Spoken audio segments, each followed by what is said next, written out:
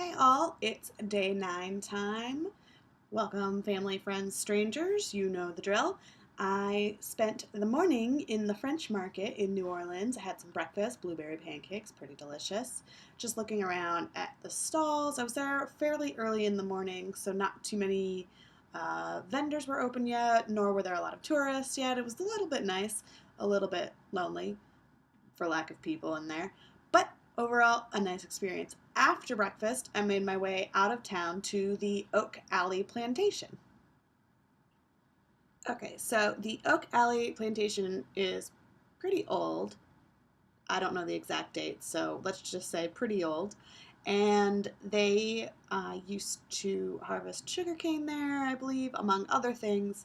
And the grounds are really quite lovely. They have a garden and then the Alley of Oaks, which I'll talk about in a minute. But I must admit, I was a little disappointed by the recreation of some of the structures on the property. So the I get you can't have the original buildings everywhere, but the recreation sort of made it seem a little bit more theme parky and less historical site. So I was a little bit disappointed about that. But the house itself is still the original house, and it was quite a big house, and they called it the big house actually.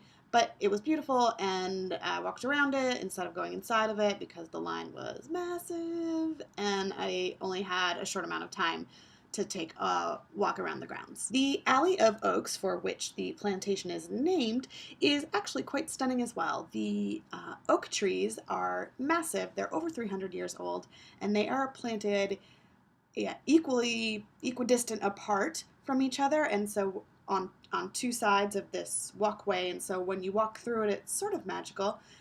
Yep, magical. And then when you get to the end and you turn around and you look back at the big house, it's got this nice tunnel effect, and it's really, really pretty. So if you're ever in the area, the oak trees are worth it alone. Yeah, worth it. After bopping around the gardens and touring the grounds a little bit more, I hopped back in the car and headed to Houston, Texas.